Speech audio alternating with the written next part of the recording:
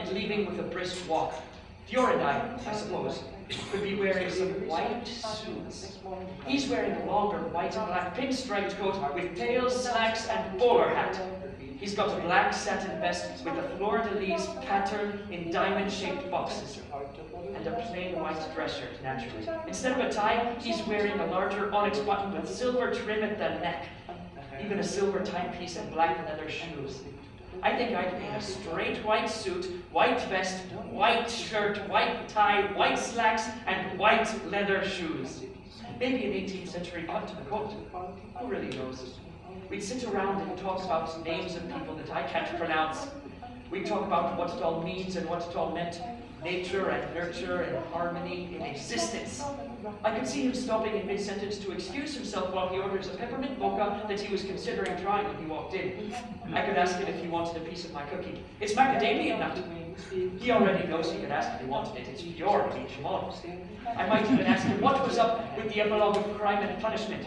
I doubt if he'd be able to appropriately explain that one. Sid's asking us if we need any more coffee before they start closing. I mean, Sid would ask us. At that point, the conversation would probably turn procedural, and I'd probably call up Fiore and see if he's busy next Thursday. Would be. He probably would be.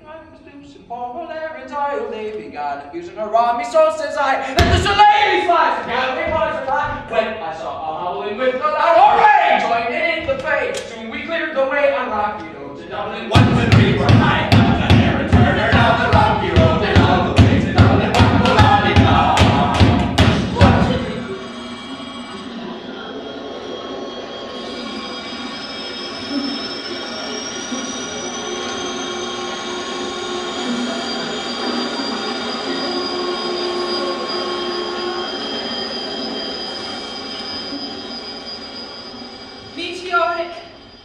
mythos kaleidoscope, spinning jester circles on the ghost floor, eclipse smile at the corrosive shore, glass floor, speckled universe isotope in the atomic expanse, the whole scope.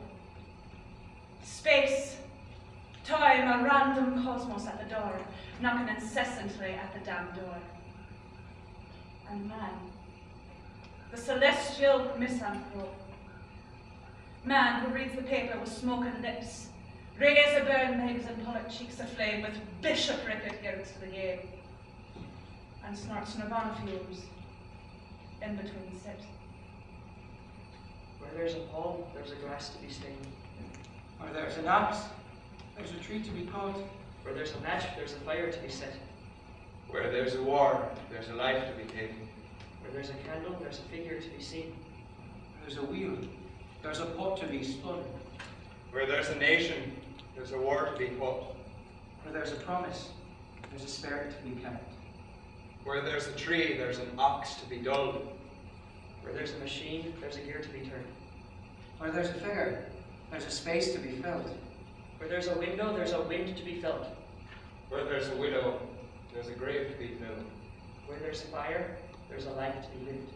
Where there's a king, there's a palm to be waved.